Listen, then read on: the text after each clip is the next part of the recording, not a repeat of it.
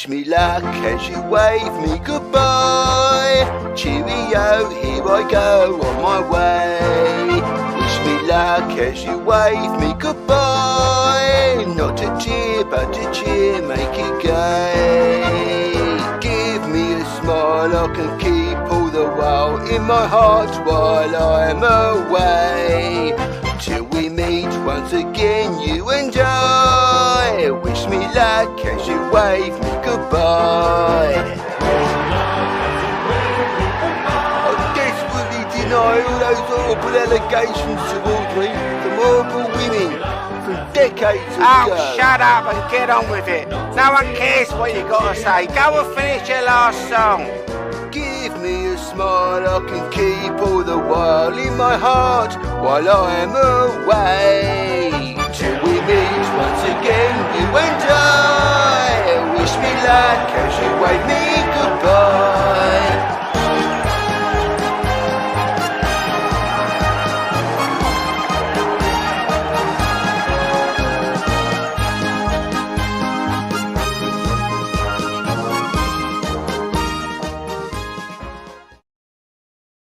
Hello and welcome to Dad's Dad Job, the only West Ham football podcast and YouTube channel dedicated for dads and by dads. Well, it's been quite a monumental weekend, hasn't it, in the West Ham world? Well, let's just say the past 10 days, because obviously, confined to our resignation, and then the following weekend that we find out that David Sullivan has resigned from his position as joint chair of the club. Now, before we touch on and discuss, obviously, the elephant in the room, it is worth noting that David Sullivan is currently taking the BBC and the Times to court for libel. And that doesn't just apply to the BBC and the Times. It applies to anyone else who repeats such allegations in detail. So, as a disclaimer, we can't talk about what's happened, when it happened, why it happened. We can't talk about it.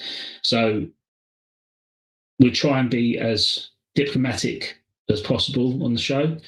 But obviously everyone has seen the Panorama documentary.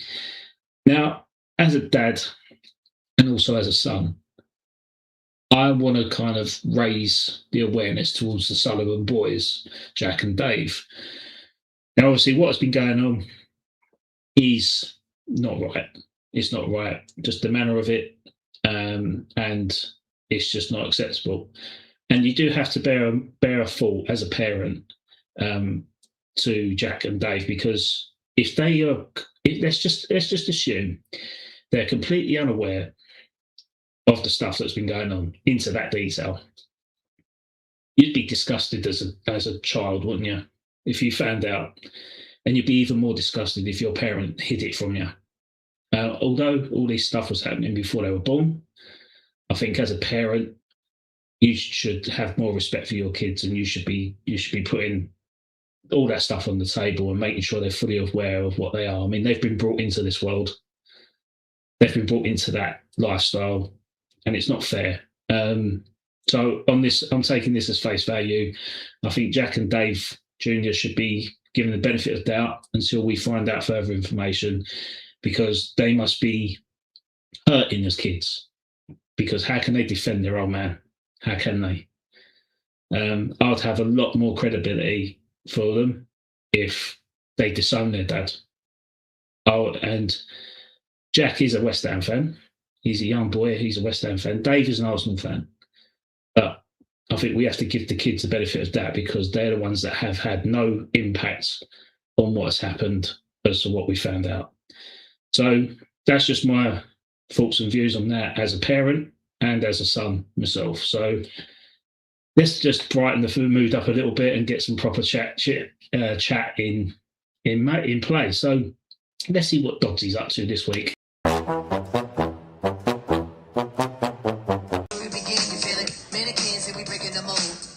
name is Dodsy.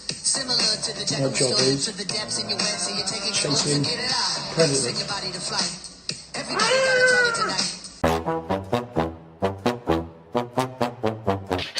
Ozzy, how are we getting on, mate? chasing predators seems to be the theme of the week, doesn't it? Very apt. So how's things going, mate? What's going on? What is going on, mate? This is very jubilant, isn't it? In terms of we've been campaigning for years and years and years as per the No More BS, and within the space of 3 months, they're both gone. Brady's resigned in April, and David Sullivan's resigned, still a shareholder of the club. So, yeah, talk us through it, mate. Well, give us the analysis of what's happened. Well, a lot's happened. Oh, thanks for that. Thanks for your input. Yeah. A lot. Cheers. Back to Dodsey. Back to Dodsey, chasing predators. Yeah. I felt like the season sort of been trundling along. We half joked about us being down a long time ago and that being dragged out all the way to the final day of the season, and then getting that, and then I mean, who saw that coming with the allegations? You know, there weren't even any rumblings or nothing, was there? No. No, I think we had a rough idea, though, didn't we? Like in terms of, and that's the thing. That when the thing came out, people were saying, "Oh, I don't really see it being that bad," and I'm like, "Well, you know, if the accusations occurred, like it could be a lot better. It could be a lot better." But yeah, it's almost like, well, we knew. I think West Ham fans are not ignorant to what goes on. They listen to what's been said, and obviously it's not a surprise as to what we saw on Monday night. So, but to others, it is quite a surprise, and obviously it's the tip of the iceberg sort of stuff. Yeah, there's levels to it. I mean, I struggle to find anyone who say it's not bad. You know, it is bad. Rightly, wrongly, truthfully. You know, all right, he's innocent till proven guilty, obviously. And accusations are accusations, but at the same time, there's no smoke without fire. Anyone who knows about his history and the world that they've come from knows that realistically you're gonna get accusations probably at some point if you're not 100%. Yeah. So I don't think any West Ham fan in the know is shocked by the stuff that's coming out. All I care about, I don't particularly like the guy. No one really doesn't for like the past couple of years. When you look at the GSB, gold is always the West Ham fan for us. Yeah, 442. Remember that? Yeah. 442 Green Street. Remember that? Yeah. So after he went, that was the association, I think, from the board, from the West Ham fans that it was Sullivan and Brady in charge anyway. And then obviously you had the move and everything. So it's all I care about is what the reputation of West Ham. Does it affect our reputation? Yeah, a little bit, because he's your head honcho. He's the guy in charge. That's the bit that I found quite great in today's papers, was the fact that it didn't say Sullivan, it said West Ham owner. Everything was there. West Ham owner, West Ham chairman, West Ham this, West Ham that. It's like, hang on a minute. When did West Ham get involved in anything that's just happened in this investigation? It's just the fact that he's an owner, and the fact that they can't label him as whatever. They've gone a roundabout way and thought, well, businessman or something like that. Football entrepreneur. That's what Panorama said, didn't they? Football billionaire. But the fact that our name now has been dragged through the mud a bit. But I think proper fans of football will know that it's not anything to do with the club. It's just the fact that he is the owner of the club, and because of that, and because of what's happened in the past, this is where the independent football regulator will have their first real case in terms of dismissing someone out the door, getting them out the door because they don't fit the criteria. Yeah, I mean, he's known for being the West Ham chairman. That's what he's known for currently. Obviously, these accusations going back, he wasn't associated with West Ham United. Yeah, I don't know the regulators with how they determine fit for purpose and where they can go if he doesn't have judicial punishment as such. How far do you do it? Just because his name is getting dragged through the mud, and his name's obviously tarnished with this, how far can you really go? Yeah. I don't know the rules and the regulations. They'll have to look at it, and I'm sure there's going to. Or you already know there's questions. They've obviously approached West Ham to see what they know and what they're aware of. but he's probably been aware of this coming for a little while anyway. So he hopefully passed on to his bits and bobs and what he has to do. I think, regardless of all that, surely he's been looking for a way out for a little while because of the hate towards him generally. And this is probably the best opportunity you're going to get to just finally step away, don't worry about it anymore. And if he's going to sell, surely is the time now, rather than being forced to sell. He's surely thinking, I might as well sell. This part of my life is done with. Put this to the side, and then obviously go on about his case against the Times and see how that goes and what comes out of the truth. Like I said, he is innocent until proven guilty at the end of the day. So surely that's more important to him right now than the West Ham thing. So it's probably a good time to walk out the door rather than get pushed. Yeah. So there's a comment here from Josiah Green. Football regulations should have investigated in it in 2010, 16 years too late. Yeah, I mean, yes, they should have, but unfortunately they weren't around. I think they've only come into play since October. Just gone. So I know that there was some sort of FA ruling that had an input on certain takeovers. Because again, there's a lot of takeover bids that failed because they've failed to meet a criteria. I mean, you look at the first round of Amanda Staveley trying to buy Newcastle. They failed the first round because there was a lack of something which didn't meet the criteria. I think it was something to do with like pirating, like illegal streaming. I think there was something like that which kind of impacted their takeover, which made it fall apart. So then they had to wait another 2 years for them to actually iron that out to be able to do a proper takeover within the rules and guidelines. But now the football regulation is in place, which is a good thing for football, because you can see if football clubs are in trouble or being run badly, they step in and be able to ensure that community club, which has lasted for over 100 years, does not just go defunct because you've got one silly owner killing an entire history. So I'd say Sheffield Wednesday, I think, was probably the first one, first real sort of thing that kind of made the ownership change hands very quickly because they went into administration. So, yeah, hopefully, let's say, I think the football regulator will get involved. Ex-executive of the club, Tara Warren, who was there before the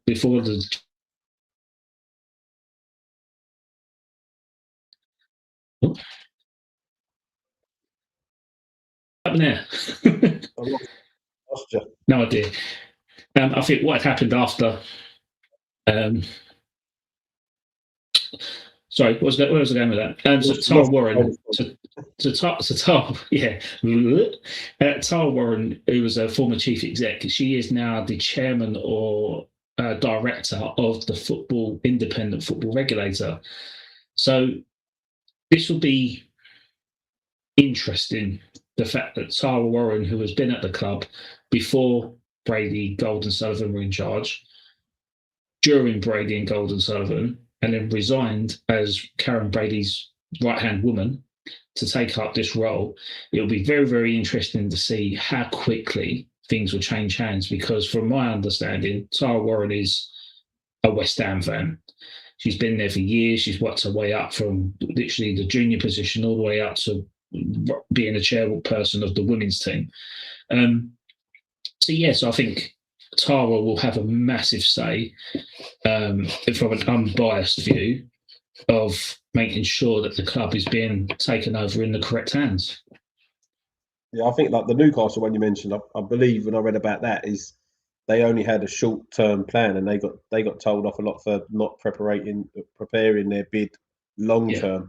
And obviously because they were new, the rules had slightly changed. So people that had gone through that process before, it was a lot more stringent. And they didn't prepare as much as what they needed to do, which is why they got knocked back the first time. But most of the time, this regulated stuff is usually financial rather than character-based, whereas this decision is probably going to be less financial and more character-based if they make a decision on it. Yeah. And that's right. I mean, it's interesting. Like, in terms of the criteria, I think I've done a video with Russ Budden from West Ham Network, and we highlighted all the criteria points of what's required. So they had it was rated out of 5. I remember it. Yeah. And Daniel Kretinsky was flying colours, 5 out of 5. Now, Karen Brady, she was a 4 out of 5. But David Sullivan, interestingly, because of his history of owning Birmingham City for a long period of time, he qualified as a 4.5 out of 5. So he's only half a star less than Daniel Kretinsky, and I think Kretinsky only got it flying colours is because of his Sparta Prague ownership experience, because of his wealth, and because of his input into a club in terms of business acumen and stuff like that. So he was quite a sustainable businessman. So David Sullivan, there was 4.5 stars then. It'll be interesting to see how below now his rating would be, even despite being accused of something that he's not been proven guilty for yet, because that's a black mark in the independent football regulators book. So and like you said, Kretinsky's a businessman, so he's interested in West Ham United. Obviously, he's got huge interest anyway, but he might see the opportunity now to think what we're thinking, that Sullivan's probably going to walk away, probably be happy to sell more than he's ever. It's a business opportunity now to move his chess pieces and get in place to acquire what he needs to take over as a business. It's an opportunity for him. That's what he might see it as. Yeah, that's right. A bit of interesting news as well from a friend of the show, Kieran Maguire, Price of Football podcast. He sent me a voice note the other day, and I've basically been chatting about the situation and stuff, about how Daniel Kretinsky will paired. And he exclusively said to me that Karen Brady rejected an £800 million deal from Red Bull 2 years ago. To take over, full takeover. Right. Karen Brady, I think, was half keen because I think she wanted to get the commission on it. But David Sullivan outright said no. And refused it because he was egging for $1 billion. So just for his, was it 38.8? Yeah. 800 million. Yeah, he would have got something like between 250, 350 million pounds. I mean, what are we worth? I struggle to think now. Now? The stadium and that, I always think that the value of the club is less than what it would have been if we have our own stadium. Yeah, I mean, market value. I mean, because of the commercial revenue and stuff. I think someone pitched us at about £750 million. Realistically, I mean, David Sullivan wanted $1 billion. He thought it was £1 billion club with no assets. I mean, that's just virtually impossible. But I think, given the fact that we've now been relegated, given the fact that we owe £150 million in transfers to other clubs, we've lost £104 million in revenue. I'd say we would probably be worth around between 350 and 400 now. So which is like the £50 I won on the premium bonds last week is not going to cut it to buy the club yet. No, not yet. Maybe what is it your old man owns? Is it Millwall, wasn't it? He has shares in Millwall, yeah. Shares in Millwall. Maybe Dagenham, because KSI has been put in place. Yeah. But yeah, I just think it's very interesting to see how, in my estimation, I think West Ham's worth, that's at around the £400 million mark. So the interesting thing with that is that if Daniel Kretinsky puts in £90 million, which is the maximum injection a club can put in from their own owners before the end of this month, to fall within the Premier League financial year, that means that David Sullivan is unlikely to match that investment, especially now with what's going on with all these funds and attention going into his support case. It means that Daniel Kretinsky will liquidate David Sullivan's shares, and Kretinsky will gain more shares because of it. Okay. So now his shareholding increases and probably leapfrogs David Sullivan because of it. And what's his current percentage? It's 28, I believe. 28. So he'll go beyond that, and I think he's in the process of acquiring a certain amount of shares to take him up to 40% anyway. So even with that, and then if he goes up to 40%, puts in £90 million, then David Sullivan goes below 25 in terms of how it kind of works. Then Kretinsky becomes the automatic majority shareholder, meaning that he can now activate a compulsory buy of Sullivan. But interestingly, at the end of June, when he puts that £90 million in, through the championship rules, because now we enter the financial year of being in the championship, he can inject a further £15 million to further liquidate the shares. So he can bang in £105 million between the end of August and the start of June to basically buy the shares on the cheap. And then what he can do is go and acquire the remaining shares from David Sullivan, which would be less than what he paid for his 20%. I mean, all that it seems inevitable. Yeah. You know, what were your chances out of 10 that you ever see Sullivan over West Ham ever again? No, I think he'll be gone within the next 2 weeks. He'll be bought out within the next 2 weeks. See, that's the other thing as well, is that because we are entering, you know, bar some sort of Man City financial punishment, you know, lucky draw for us to get. Yeah. We're that close to getting towards the start of the season, and you want all this done and dusted, because what you don't want to do is us to get into potential transfer window when we don't want to be forced to sell like the Fernandes stuff or people we want to buy. They want certainty of what's happening at our club, otherwise it's going to put people off. Then it affects how we run as a football club on top of that, and what's going to be an important window for us. Yeah. It's going to be a massive window. I think we're all come to the conclusion that Fernandes is going, and Real Madrid have currently gone ahead in the race and willing to match an £85 million price tag that what we've slapped on him. And Kretinsky has looked at Fernandes and gone, yeah, we ain't selling him on the cheap. Like Sullivan would be like, I'll get as much as I can up front and then I'll sell it off to a loan and like all that bollocks. But Kretinsky is worth 15 billion quid. His wife's worth more, right? Huh? His wife's worth more than him. What, Kretinsky? Yeah. I don't know about that. I know that Kretinsky's dad is worth double of what Daniel Kretinsky is, and Daniel Kretinsky gets obviously half of that when his old man dies. So he's going to be he'll be doubling his entire fortune when his dad dies. But he's already wealthy enough as it is. But yeah, it'd be interesting because Kretinsky now can hold everyone over a barrel because he can afford to keep players in the Championship in the hope of getting them back up in the Premier League. Because as I say, he's on a 4-year deal. I don't think Fernandes is on big wages, something like 70, 80 grand a week. Yes, I think about 60 grand, yeah. Yeah, so you think, well, he's going to be like, well, I'll keep him, thanks. So, as long as the money's right, like you said, we talked about, you don't keep players that don't want to be there. If they put their feet in the ground, and they're dragging their heels, you have to sell them, but you can't sell them that cheap. But obviously, we end up selling Kudus relatively cheap. Yeah, but again, it was because I we think got more majority of it up front, didn't we? Yeah, and the club wanted him out because it was causing probably more stress than anything else. So at the same time, you can't get mugged off. You got to try and get what he's worth. But I think he'll still get sold. I don't think he's going to stay. I don't think he'll want to stay enough for us to keep him. If Real Madrid can't call in and Jose Mourinho has personally named him as a person he wants to sign, how can you keep him? How can you? He's going to be playing in one of the best clubs in the world, playing at the highest level, playing for the best manager.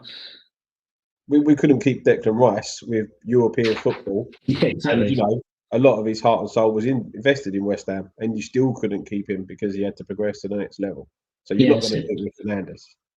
No, I mean, I'll go to Real Madrid as well. For you, give me 85 million. I like that as well. Hammond Este.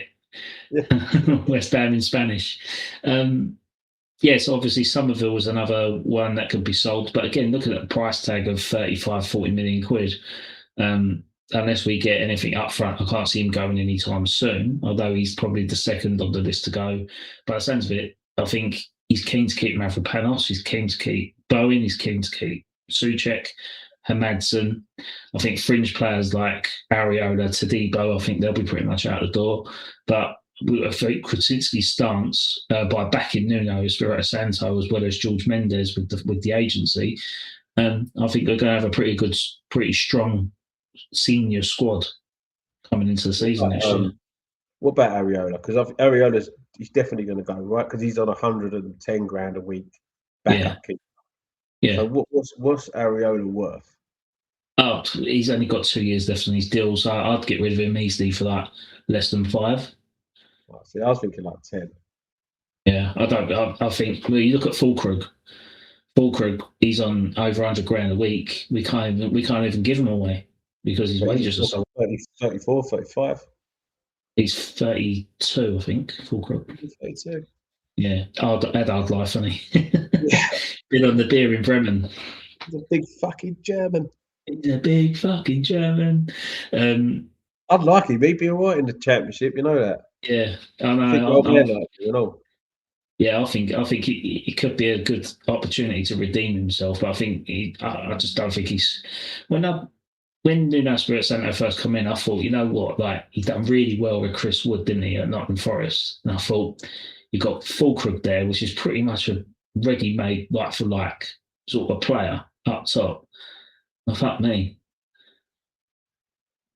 It was more like babes in the wood, let alone Chris Wood. Yeah. Well, they don't have a lot of luck with strikers, but yeah, I think today they said Wilson might go Coventry with Lampard. Yeah, it was Coventry or Fulham, I was told.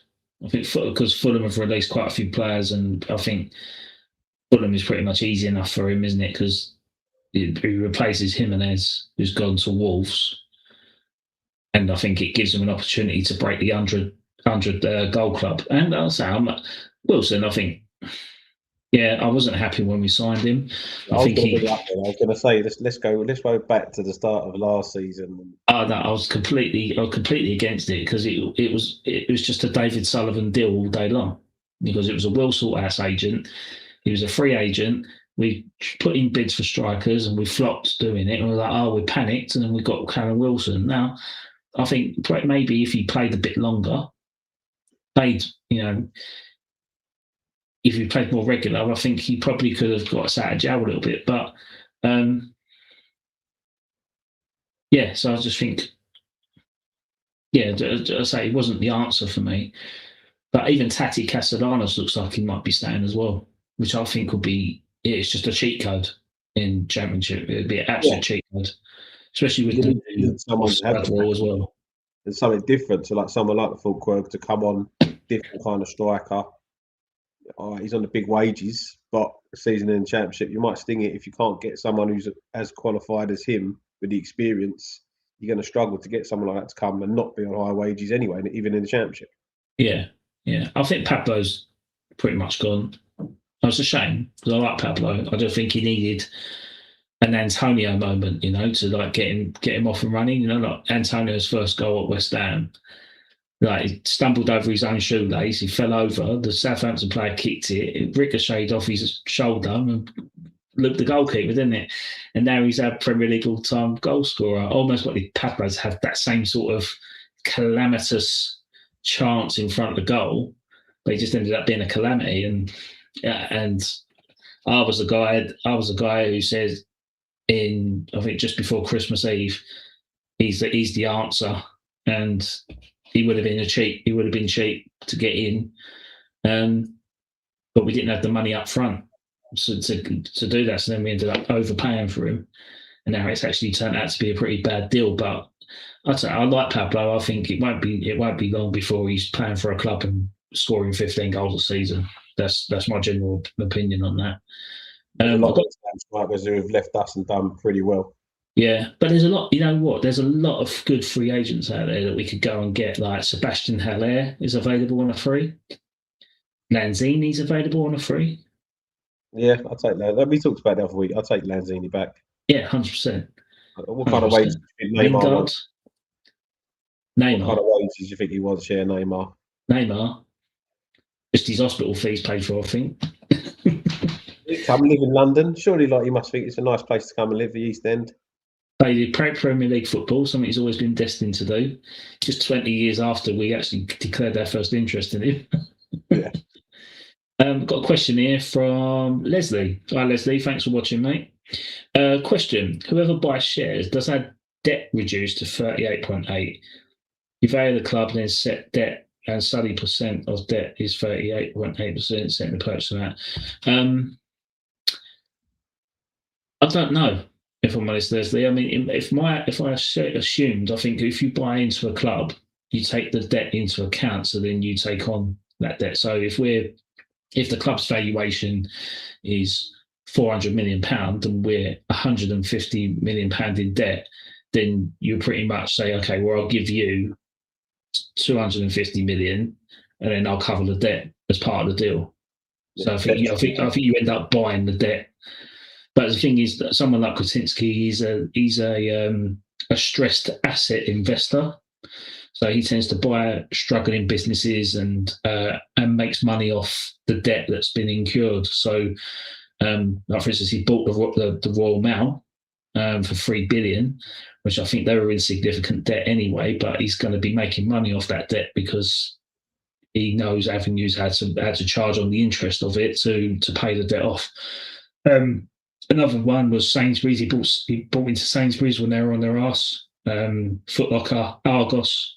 So I think Kretinsky knows how to make money out of businesses that are on their backside, really. So I think Sully will pretty much have to take a discount profit of what the debt is. That's my assumption anyway. I'm not a businessman.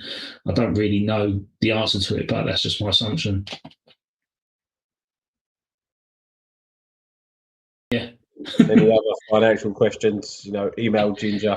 Yeah. Don't ask me sums or anything like that. Yeah. Email Ginger at whogivesashit.com. Knows.org. Best person to ask, Leslie, is just tweet Kieran Maguire, because he'll come back and answer it immediately, because he loves all this stuff. He's probably the person to reach out to. There's no comment from Leslie. We need to rebuild the squad. No pensioners, backward step.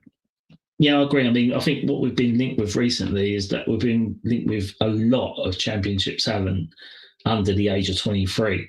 So obviously someone's been doing a filter on Football Manager and basically this, yes, you, Mark, yeah, because now we've got no one to buy the players, we've got no one to take the deals, we've got no recruitment, we've got no director, we've got literally no one to take control of bringing players in other than George Mendes. But I say some of the names that have been listed are not names to be sniffed at. I think they're good talents, very good talents, and performing very well for their national teams as well.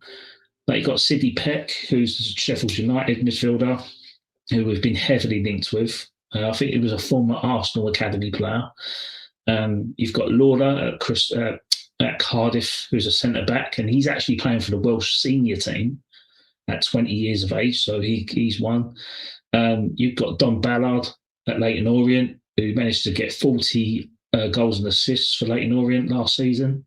And literally, he's only 2 miles up the road, so it won't be that much of a transition period for him. There's lots and lots of talent out there, and it's quite exciting because I like putting more faith into the younger players and putting in a low fee and then letting them develop into the player that they want to be. Like, look at Leicester. Leicester bought Riyad Mahrez for £500,000 from Le Havre in France when they were in the Championship, and they built him up, and he'd become a £50 million player going to Man City. So it does work. That does work. That's probably not the best analogy since they've had back-to-back relegations, but. Well, no, I'm just saying, but they bought him, and then within 2 years they ended up winning the league. So it is a pretty good analogy. When he left, they kind of went to shit, didn't they? Yeah. Plus, we've got their own youth system. We've got a few youth players to come through and step up this season, I feel. That's right. I think there's quite a few youngsters there that are probably it's probably just a bit too soon for them. Like you look at Lewis Alford, Goran Beckis, Junior Robertson, Preston Fearon. I think it's just a bit too soon for them. But you're looking at like your Callum Marshalls, your Ollie Skulls, your Ezra Mayers.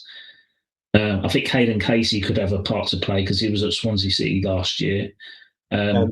Potts. Dan Potts. Is it Dan Potts? Freddie Potts, isn't it? Yeah, I think Freddie Potts could play a very, very pivotal part. Kante, now, he didn't do. I think Kante's probably developed more over the last season than Potts. Yeah, but I think with the statement that he put out on Sunday, I think he hasn't done himself any favours. And there's been rumours about him leaving, going back to France, between 15 and 20 million £. So for the fact that we've signed him for £500,000 and there's teams in France that are like, no, we need to get him back here, I'd sell him. I'd sell him. I mean, yeah, I don't think they could. Well, I don't think realistically they're going to be able to turn down £20 million for him. But if they can keep him, I think he'll be good in. I think because he's more physical than Potts as well, and that the Championship is such a physical league, and that's what's going to stand up for him. Yeah. But £20 million it's a lot of money for someone who's not a breakthrough first teamer. And they should be in the first 15. Yeah, I agree. First 11 or first? What does that mean? First 15? Rugby. You mean like rugby? If you play rugby, he's in the first starting lineup. Is that? Do you mean 11? Mega. He's probably just had to make the bench.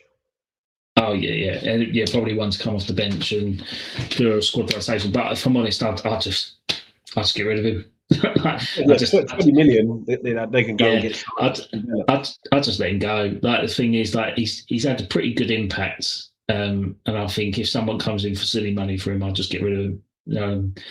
And I'd rather give someone like George Murphy and Freddie Potts the opportunity rather than Kante. Being honest, I've watched Kante a few times at youth level. He's good. He is good, but he can get wrapped up in the emotions of a game. When I went to saw him play Colchester in the EFL Cup, he was getting battered. He was getting kicked, and they were antagonising him.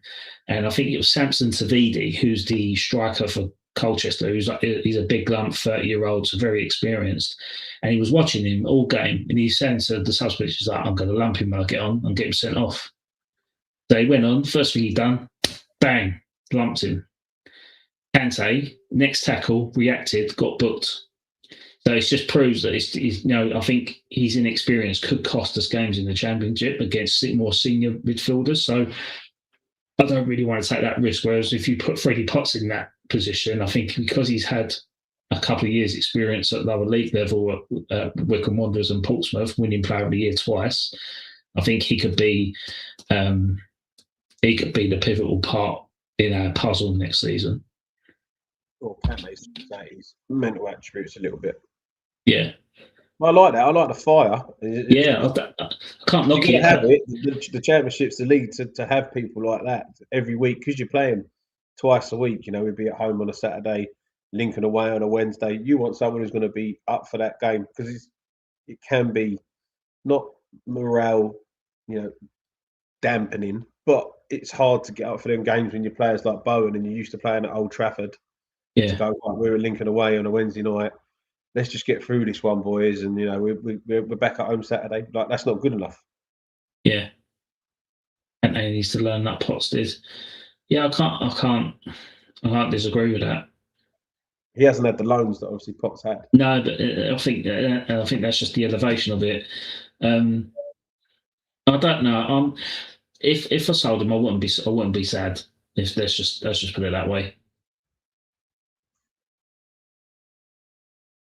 And who's the keeper? Finley Herrick, yeah. Finley Herrick, I think he'll be stepping up into one of the 3 senior goalkeepers next year.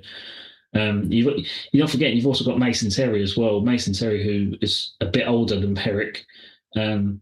He's been playing at lower league level. I think he played for Canvey Island, played for Hornchurch, and he also played for Braintree as well. So I think he could still be one to sort of watch out for. I think he's probably got more experience than Herrick.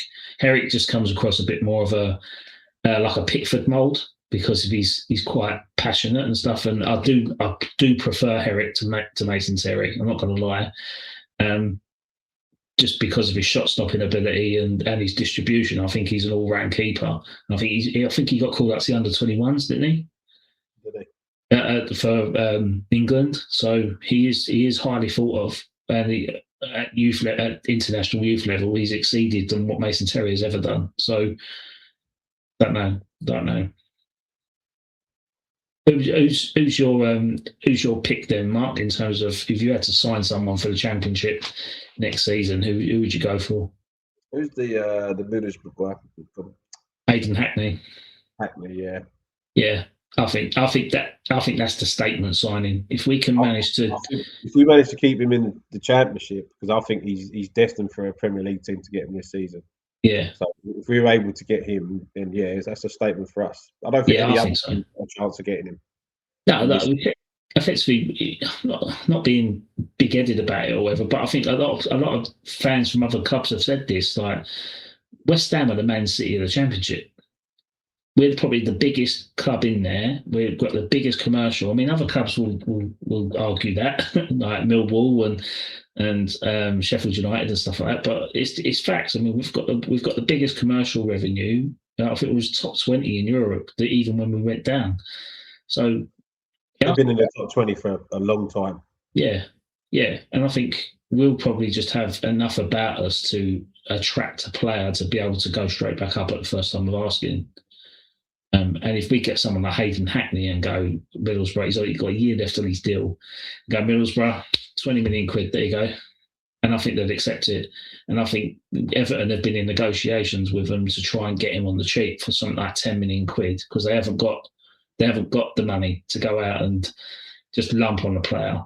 They have to. And David Moyes is signing them as well. And also, Hackney's got to look at the fact that Everton spent a lot of money on Tyler Diblin and they never played him. So he's got to think, well, if I go and do the same thing, would I get game time? And then I'm just going to stop my development. So I think. Who'd be your guy then? Who's the one guy that you want us to go? Yeah, I'd say Hayden Hackney. That would be my statement signing, 100%. You put him in the middle, like he's the Fernandes replacement, in my opinion. Yeah, well, it's just a similar signing, right? It's like we picked up Somerville and Fernandes off the Championship teams that didn't make it up that year. Yeah, and then you rotate him with George Urphy if we keep him. I know QPR's interested in George Urphy. Oh, all right, Mark. He'll come back in a minute. I think his battery might have died.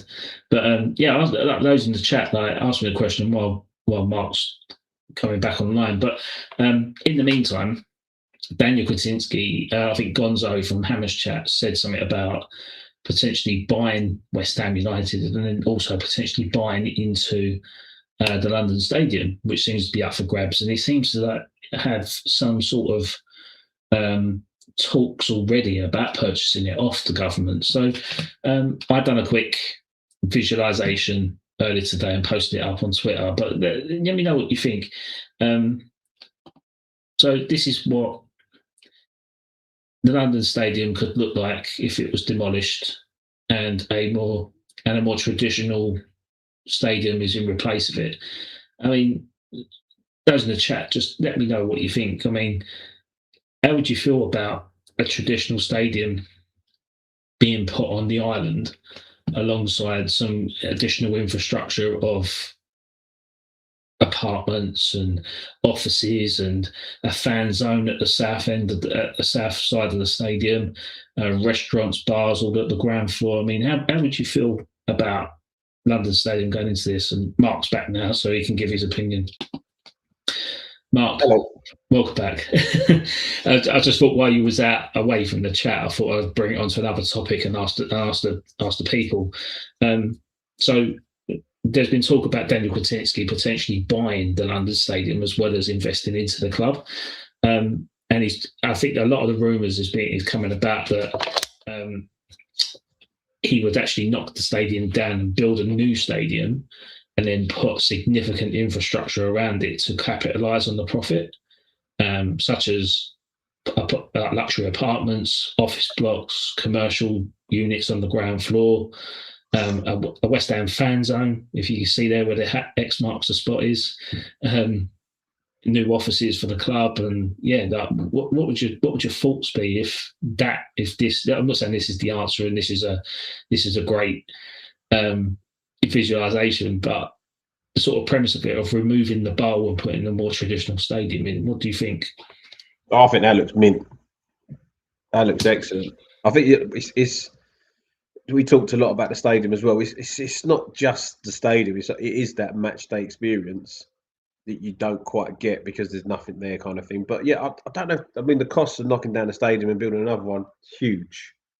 I don't know if they'd be better off amending the stadium somehow rather than straight knocking it down. But obviously, it depends on the infrastructure and how long that foreseeable that stadium's going to last anyway, right? Yeah, I mean, like from the sounds of it, I mean, you can pick. I think you can fit 3 Tottenham Hotspur stadiums on that island that West Ham are on, where the stadium sits. Yeah. So if you're looking to if you, let's say you bought the stadium at £250 million, I don't think it's even worth that. I think it's known as being a pretty useless structure because it's creating such a significant loss. Let's say, I'm just saying hypothetically, Kretinsky buys that for 150 million quid. That's cheap.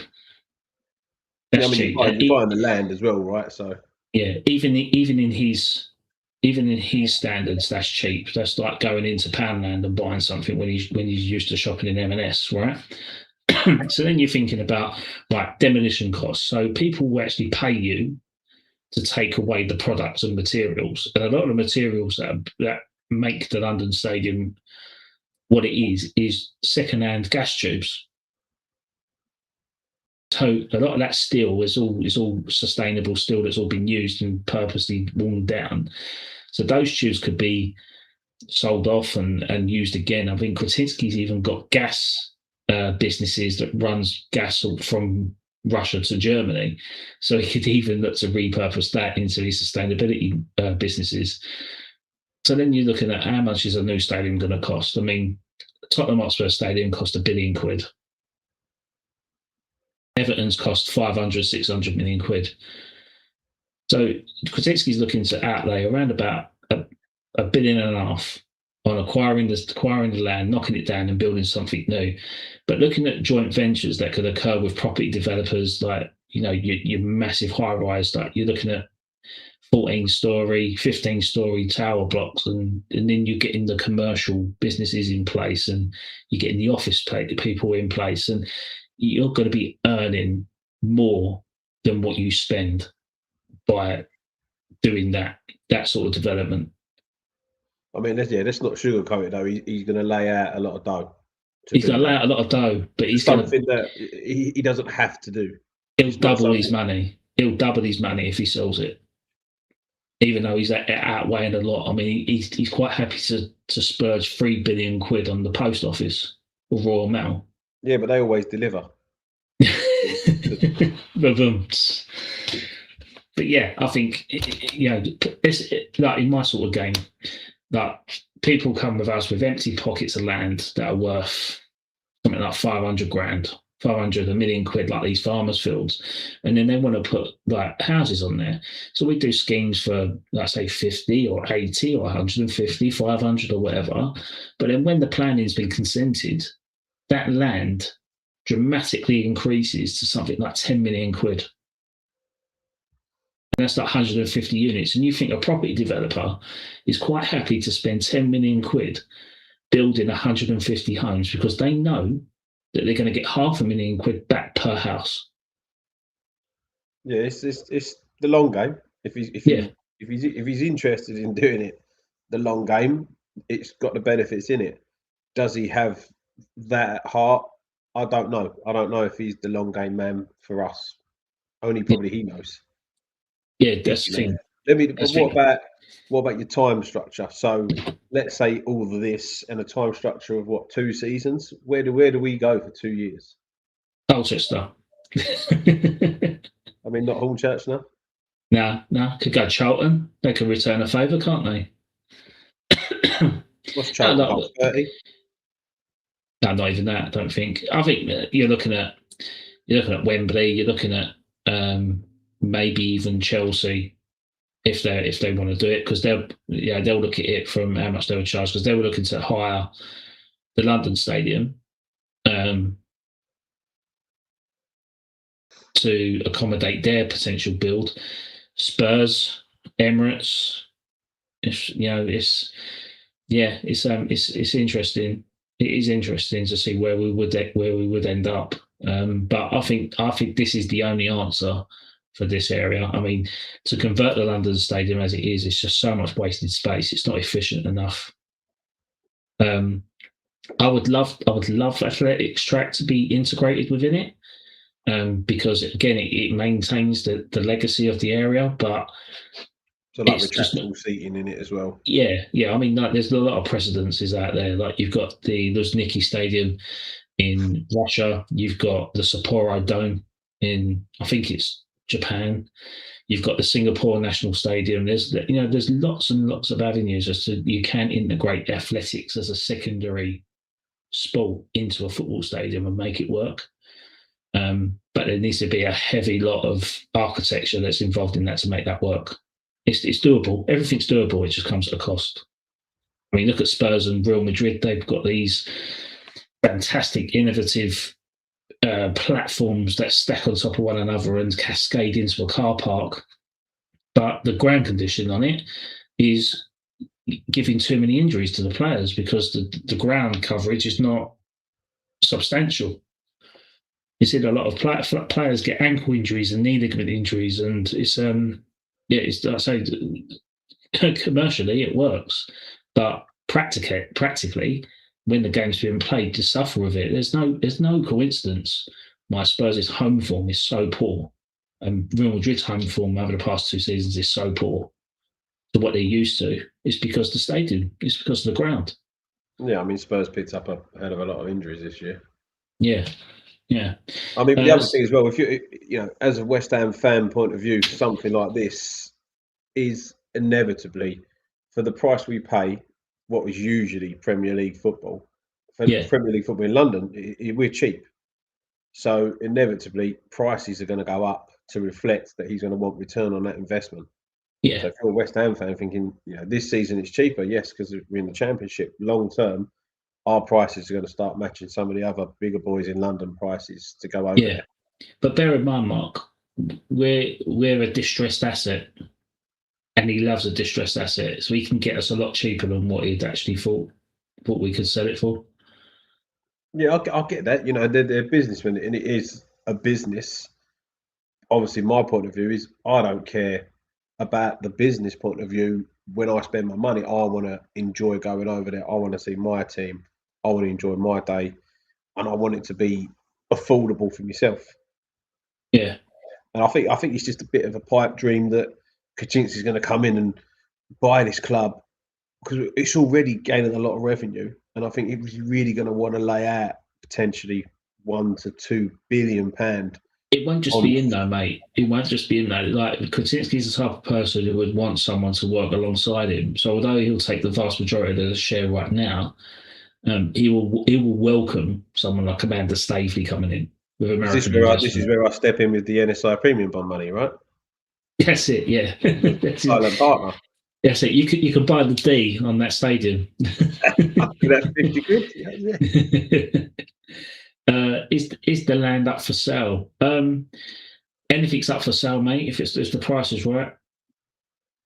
If we buy the stadium, we buy the land that the stadium is on, but not the surrounding, right? It's just the stadium. So, yeah, there is a red line plan doing the rounds as to what the LLDC or the GLA currently own in that area. I mean, they own the entirety of the park, the GLA. But that parcel in itself is probably the most valuable part that could be developed on, and they ain't that much. They know how much it's going to be worth. But the stadium in its current market is worth nothing. Yeah, they lose money. They've been losing money since we got there. Yeah, so you're buying the land, and the land itself, that's what you value. That's what you're buying. You're buying the land. Whatever's on it is completely worth zero, absolutely nothing. I think the only thing that's worth money is the club shop on that land. And they're having a sale. What in a minute, getting rid of all the Umbro kits. Okay, so Leslie, new stadium cost could offset the profit and land sales around ground, but don't think owner would take profit themselves and leave the club with large debt. Still want that deal. Yeah, I can't disagree with that.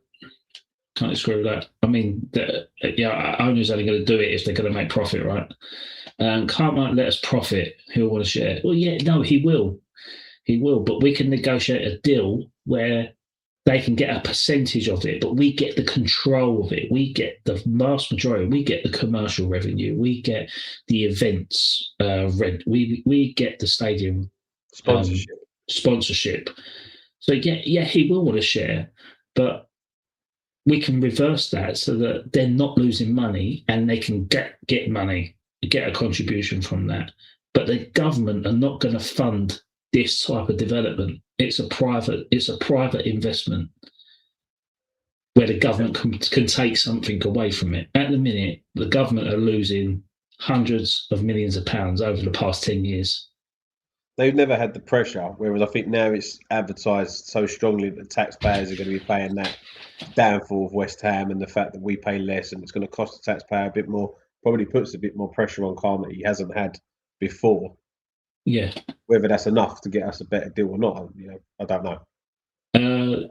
Charlton 26k, Arsenal my choice for grand share, yeah, and the thing is Arsenal were looking to expand their stadium, so if they can try and recoup some money with us putting in some rent, then that might help contribute their expansion. There's no money in athletics. Well, unless you're doing the dope games where you're getting biohacking in Las Vegas, I think it is, where you've got massive pharmaceutical medicine companies sponsoring athletes that are on steroids trying to run 100 meters in 5 seconds. That's where the money is. The Lee Evans joke, right? Because the Lee Evans used to say, let him do the drugs. Yeah, and you could have the hop, the skip, and where the fuck he go? Yes. You're jumping out of the stadium. Hop, the skip, where the fuck he go? Kansas Storm 72.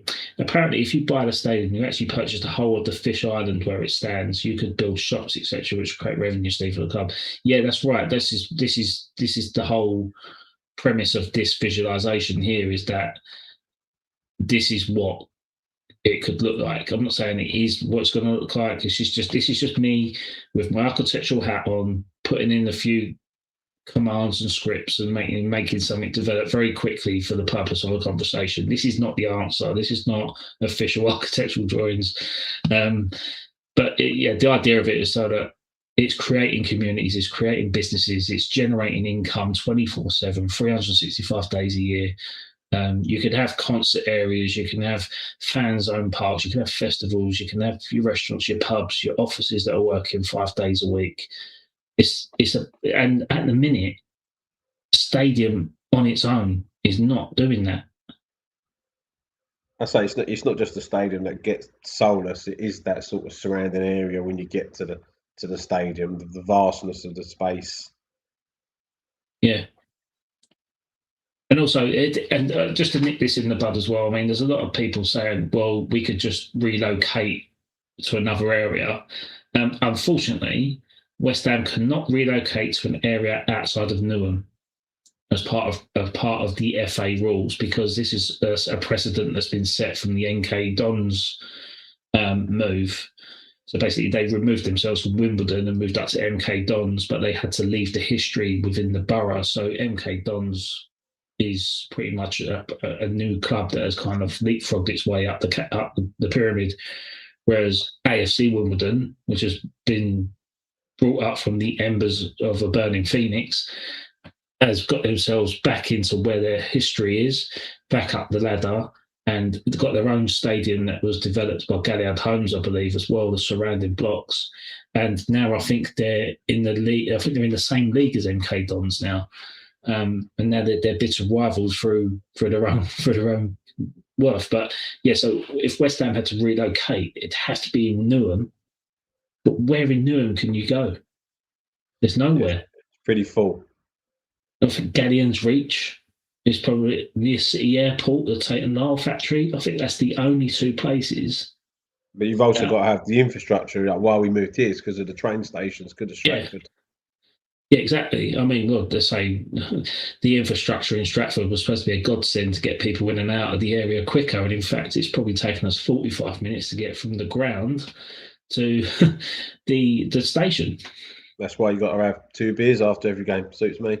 That's it. That's exactly what I do. That's what I do. AFC West Ham. Yeah. Where would you start your pitch? Where would you play? First of all, we'd change our name back to Thames Ironworks, and then buy them flats back at Upton Park, build there. That's gone, mate. Now unfortunately we're never going back there. Sadly, no. Well, we went back there. We went back there for the Leeds game. That's about it. It's close as we're going to get. Yeah, and Mr. Moon's. That's worth a shout out. Actually, if you do go back to Upton Park and see the flats and stuff, there's a little cafe there called Moon. I think it's called Moon Coffee or something. Oh, Mr. Moon, and it's actually named after Mr. Moon has left the building. Yeah, the old security alerts. Yeah, old security alerts. So yeah, if you go in there, nice enough little cafe, nice coffees, harmless sort of thing. But it's a nice little nod actually to something that someone didn't have to do, and they've actually called it Moon's Cafe. So yeah, that's a good one. Yeah, other than that, mate, there's a lot really to talk about. It's exciting times. I mean, like new ownership, potentially looking to secure assets. Our nemesis Sullivan is going. Brady's gone. It's good time. Relegation has almost been what we've needed for this to happen. I mean, I wouldn't say it's good times. I wouldn't say it's excitement. I would say there's a chance, an opportunity for change for the longevity of us. But in the short term, it's not great right here and there. Yeah. But the opportunity, like you said, stuff rises from bad stuff. Us going down could help us in the future. Right here, right now, you're not going to feel like that. Yeah. Apart from the fact my season ticket's a bit cheaper, and I get to see more games next season. And how much cheaper is it? Out of curiosity, It's about £100 cheaper. I think last season was about £7.80, and I think I'm band C, so I think this year it's about £6.80. Oh, that's not too sad. And you get 4 extra games as well. Does that include cup games, or do you have to buy them separately? Buy them separately. We haven't had cup games, I don't think, since we got to that stadium. I think Upton Park used to get the first round of the League Cup. I think that was it. Well, I'm going to start a poll for those of you in the chat. Is Sullivan leaving better than winning the Conference League? Mark, what's your answer on that one? Categorically, no. Do you think the Conference League is a better thing than David Sullivan leaving? It feels a whole lot better, yeah. What that meant to the club, how long they've gone without a trophy. At the end of the day, it's about football. It's about the stuff on the pitch. On the pitch, that is the biggest thing that had happened to us for 43 years. I'll throw this to you though. So, given the fact that when we won it, it was the second year in its existence. Yeah. When we left Upton Park, we were promised world-class stadium, world-class team, Champions League football, silverware. And then when we do win silverware, it's for a trophy we were never sold in the first place. Yeah, it didn't exist. It wouldn't count it as success from what they promised us, because that's not what they promised us. But it was success on the pitch of what it meant to us there. It could have been a foot forward for us to progress, and we didn't do that. Obviously Declan Rice sold, and we never recovered from the Declan Rice sale. I think it hit the fans hard. I remember the start of the season wasn't the same. We felt like we had a good window that year as well, and then we didn't start very well, and we never recovered from that. That's why we've been fighting relegation for. We moved to that stadium in 2016. 10 years. We've probably been fighting relegation for 5 out of them 10 years. Probably even more than that, if I'm honest. Yeah, pretty much where we was at Upton Park. We had 3 years of European football. In 2 of them, we were fighting relegation. I think we won the Conference League. We had 40 points that season. We just went down with 39. Yeah. So it tells you where we were as progression in the Premier League club. It weren't great. Yeah. So yeah, it's not success. In in the short term of like what the winning the Conference League was better for us. Was it? It'd be more important probably with Sullivan leaving than winning the Conference League. It's a different kind of question. Yeah. Because it probably wasn't important. It's important to the fans that we won a trophy. But So you're saying you're sitting on the fence? No, because it was better. Would I swap? Would I swap the trophy for Sullivan leaving? No. Okay. That's history. At the minute, 60% are in favour of saying Sullivan is better than Sullivan leaving is better than winning the Conference League. That's because everyone's voting right now. They're voting over the last 3 days. If they'd have been with me in Prague, they would have been saying in Prague 100%. I was at the fan zone. Well, it was 3 years to the day, isn't it? So on the 7th of June, we won the Conference League. I mean, yeah. Sorry, there's other comments and stuff coming up. 3 years to the day, and then 6th of June, 3 years later, David Sullivan steps down. So it's quite funny how things kind of pan out in that way, isn't it? And how quickly things can turn around. Yeah, just through bad decision making. If you'd have been, like you say, most people that were out in Prague when we won that trophy would have thought it was real momentum for us to push on and progress as a club. The big stadium, the big fan, the West Ham massive chance. I told you before was the joke that traditionally we were a smaller club, smaller hardcore, and that we progressioned into this big club commercially. The West Ham is massive, and that we should have moved forward with that, and we never did. Yeah, the fan base is massive. Yeah, but yeah, Sullivan leaving probably would be more important historically, hopefully. But yeah, no, you could offer me a lot of stuff. I wouldn't swap that trophy for a lot. Fair enough. 67% in favour now. I wouldn't care if it was 99% because I'd still vote for that trophy. That's it. Yeah, in terms of the moment, it's our generation, 39. It could be our last ginge. It could be the only one you get in our lifetime. Yeah, that's it. How important would that be to you on your deathbed? And whose fault's that? And whose fault's that for holding us back for 16 years? Yeah, well, we were 23 when they took over our club. Yeah. We were 23. What year? 2010. 16 years ago. We were 23 when that happened. What was you doing at 23 years of age? I think I'd split up with me.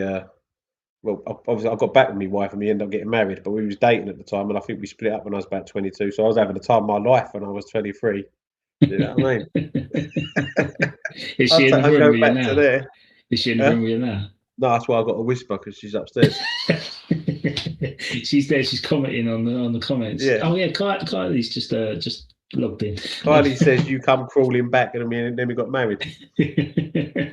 Obviously, you got married the same day as us, so it's 10 years. Yeah, we did. Yeah, that is an interesting fact for people who watch this channel, is that me and you got married on the same day, not to each other, and within like 2 miles of each other. So you got married where was it? It was we got married in Hornchurch, but it was at near the Averley Football Club. Averley Football Club, yeah, that was where your reception was, wasn't it? At the hotel, wasn't it? Yeah. And ours was it was Averley, but it was like Moore Hall, it was called. But it's not there anymore. But yeah, we got married at Moore Hall, Averley, and you got married at Averley Football Club. Yeah, because I think a few of your guests were staying at the hotel there where we was. They ran basically. Yeah, they ran up your bar. Yeah, probably did. They left ours and they went to yours for the after drinks. I'd run out of money by about 11:30, so they wouldn't have made it anyway. Yeah. But yeah, no, it's mad. Yeah, so we do share. We say happy anniversary to each other, don't we? So it's 10 years for us, isn't it? Don't let me forget this anniversary, all right? It's a big one. Yeah, that's it. We do each other a favour, don't we? Okay, we've got a couple of questions here. So, what happened to the sow from Upton Park? Interesting. So, here's another interesting fact. I was actually working for Galliard Homes when that happened. And I've seen all the designs before. It was what it was. And let's just say that the original designs were better, more sympathetic to the stadium and the heritage. And Galliard Homes is actually a West Ham fan and Tottenham fan company. And they're really, really good people, Galliard. They're really, really good people. I've got not a bad word to say to any of them. But the bad word you have to say is who they were with, and that was David Sullivan, Bowling Phoenix. So obviously the land got uplifted from, I believe it was 350 or 360 homes to 800 homes. So that's what happened with that. In terms of the money, I think all that money that we sold Upton Park for went on to the roof reconfiguration of the London Stadium, because the London Stadium roof repairs and structural integrity and uplift came to around £15 million, which is around about the same amount of money as what Upton Park was sold for. I think they got about 30 for it. Yeah. So interestingly, West Ham sold that to Galliards, and then Galliards sold that to Barrett's, I believe. And then Barrett's, I think Galliards made a significant profit just by uplifting the site to Barrett's.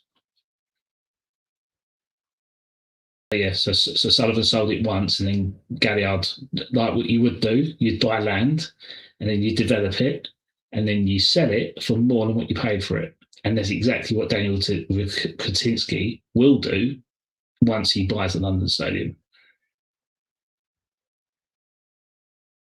That's if I had to handle a guess on it, just by my educated knowledge, I would say that the money sold from Upton Park was invested into the London Stadium to make it fit for purpose, i.e. the roof structure covering all the seats.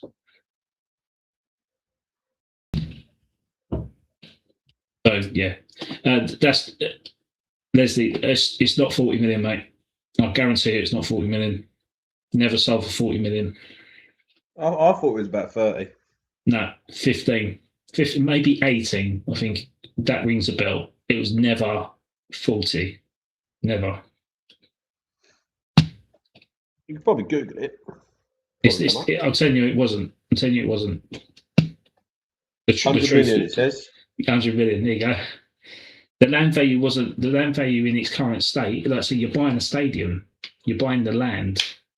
You're not like you're buying flats, or you're not like you're buying consent for flats. It's never in a million years worth 40 million quid. Can I tell you what it says on Google? Google's wrong, mate. I'm telling you. You don't even know what it says. Go on. West Ham United Upton Park Stadium was sold to the Galliard Group and Mount Pleasant Developments, trading as Bowling Phoenix for 38 million. Wasn't. I'm telling you, it wasn't. The sale was completed by July 2016. I'm telling you, it wasn't sold for 38 later million quid. Redeveloped by Barrett London, like you said. Yeah, it was not sold for 38 million quid. Who do you trust? Trust or Google?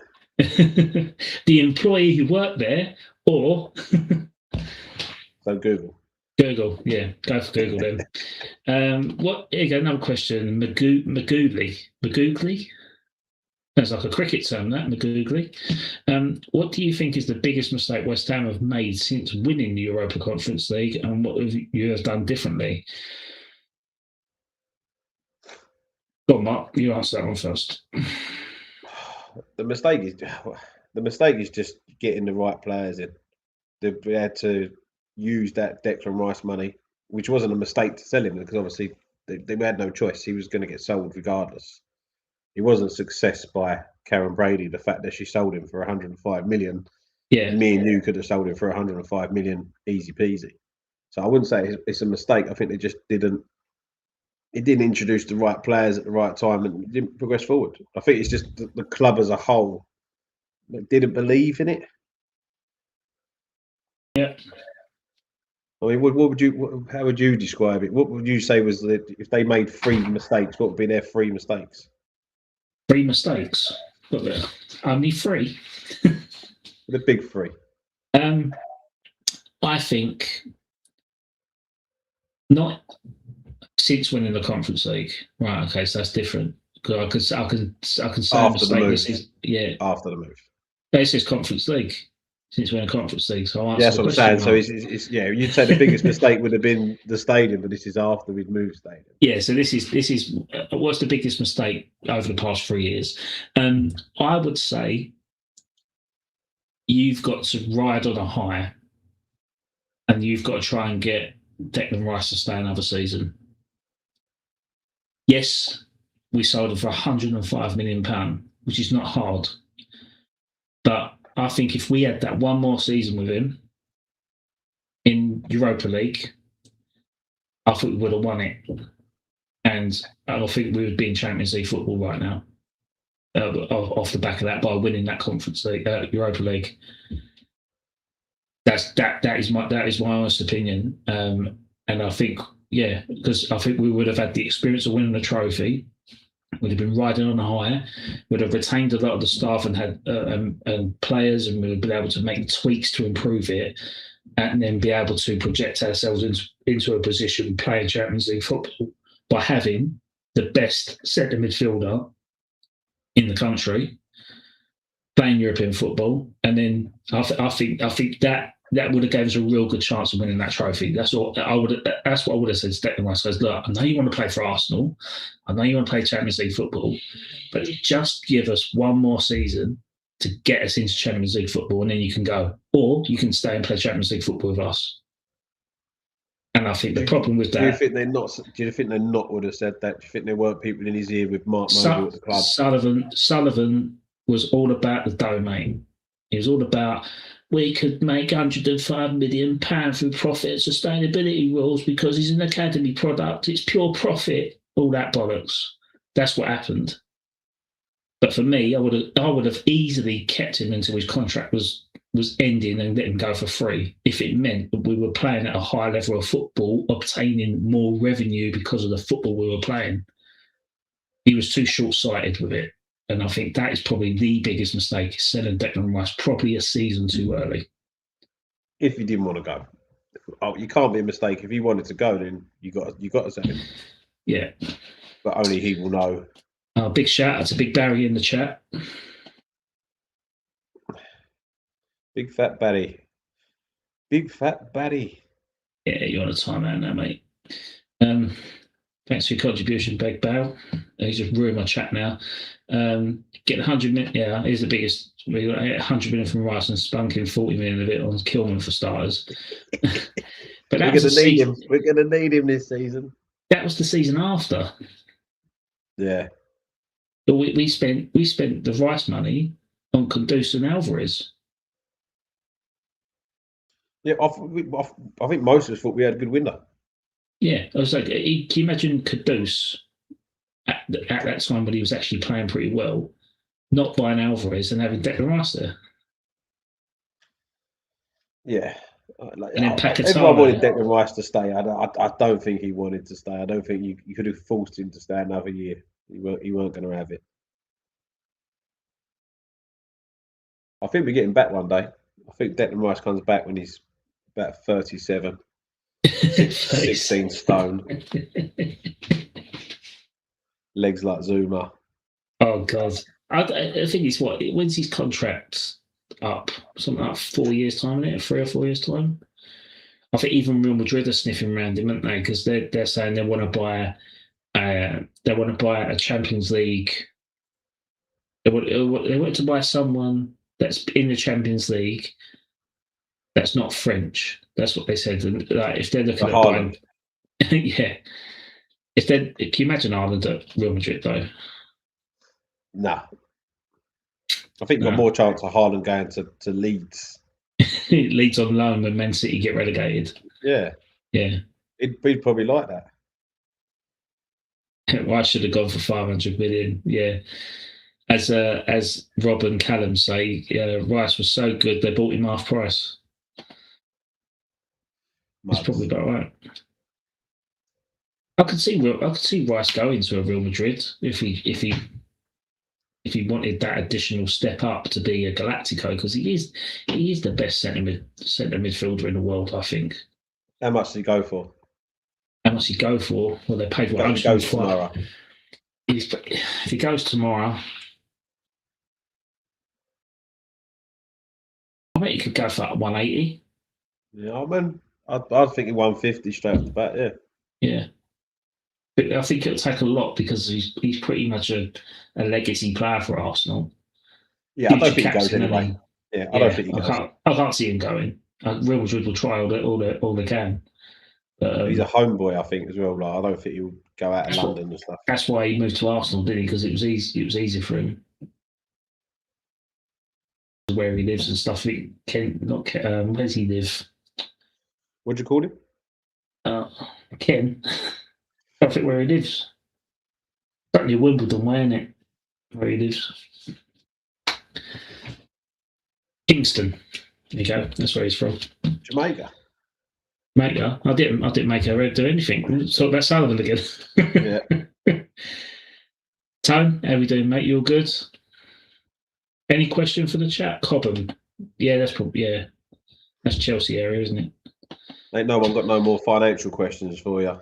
Yeah. Any more financial questions for me to scoff over, or we'll do like another 8 minutes, and then we'll knock it on the head for this season, and then we'll enjoy. Does that give you enough time on Wikipedia to change the sale of Upton Park price down to 15? I'll just write an article and then say, "Oh, it was actually sold for this."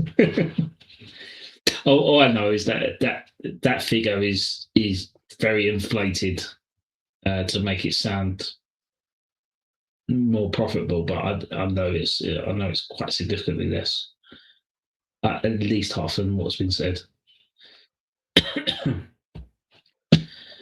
I believe you. Right, so the poll, I'm going to end the poll now. Right, I don't care what that poll says. Right, so the poll says, is Sullivan leaving better than winning the Conference League? The poll says 69% yes, 13 votes. I don't see 69% of West Ham fans out on a 2-3 day bender celebrating. Yeah.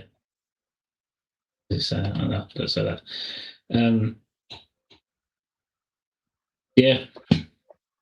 So, what's your optimism then for Championship next summer? I think we're still trying to get through the fallout, especially now with the Sullivan stuff. So it's the build up to the window, but obviously they've got to try and sort out what's happening behind the scenes really quick for me. Yeah, I don't want that dragging on to, potentially August. So as long as that happens behind the scenes while the World Cup's on and everyone's distracted, and then they can really focus on the window. And I think they've got a chance of having a good window. And I think it'd be interesting to see, game one, especially the youth prospects, who's in that squad, who's on the bench day one, who they brought in. Because I don't think whatever happens, they're going to have a sort of window in January. It's going to be this window. And if we're not, top 3 at Christmas or something, then I think that there's big trouble. Yeah, I agree. I think we've got to be in the top 4 around Christmas to be able to push for a title charge, and then use the January transfer window to further strengthen that. And really, it takes time for people to get together, to sort of stabilise it all. And it's not going to, we're not going to go and win the first 15 games in a row and be in a great position. So it's going to take a little bit of time to get together. But as long as there's strong leadership at that point when you get to Christmas, because we all know it's a busy period as well. To get through that period, that's going to tell our season massively. Yeah. Shout out to Grandad's had job. He's currently in Turkey at the minute. Have another beer. He's getting his teeth and hair done. Make him look like Chris Kamara when he's finished. Hey, you look like one of them. The 3 Scousers. You look like one of them. Down, calm down. Yeah, you got a perm. Iconic figure considering his background. Yes, Tony. West Ham make. Yes, this is a very good topic to finish the night on. I was going to finish on another one, but we can still do that. Remember when all the ITKs told us Steidon was banned from the training ground, but didn't tell us someone else had been banned since 2023? So this comment relates to something that's been broke just before we went live.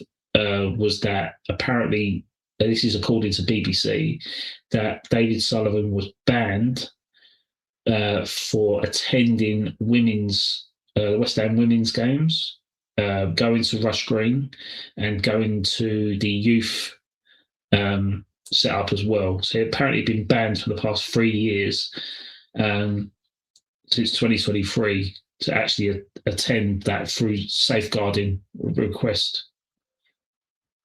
Banned by who? Surely it's up to him, right? I think, it's up to him, but I think through safeguarding, I think they put a provision in place to say that he was banned from attending it. So a polite notice, not to turn up. Yeah, pretty much. I think, nobody could really stop someone owning a club to attend certain areas, but it's quite interesting to think that the West Ham ladies had Karen Brady, Tara Warren, and Nicola Key as directors of the women's team at around that time to impose that ban. So, you're not welcome here was the message. I'm sure when they interview Karen Brady in the future at some point, she'll mention that, and the fact that she never mentioned anything about that while she was here. Yeah. Yeah, well, The Apprentice was, she was a baroness at the House of Lords. She's on The Apprentice and stuff, so she's pretty much made her own name, really, isn't she? But I think let's just not be naive about it. Like, the reason why she's got herself in the career that she has today is because of what she done early in her career.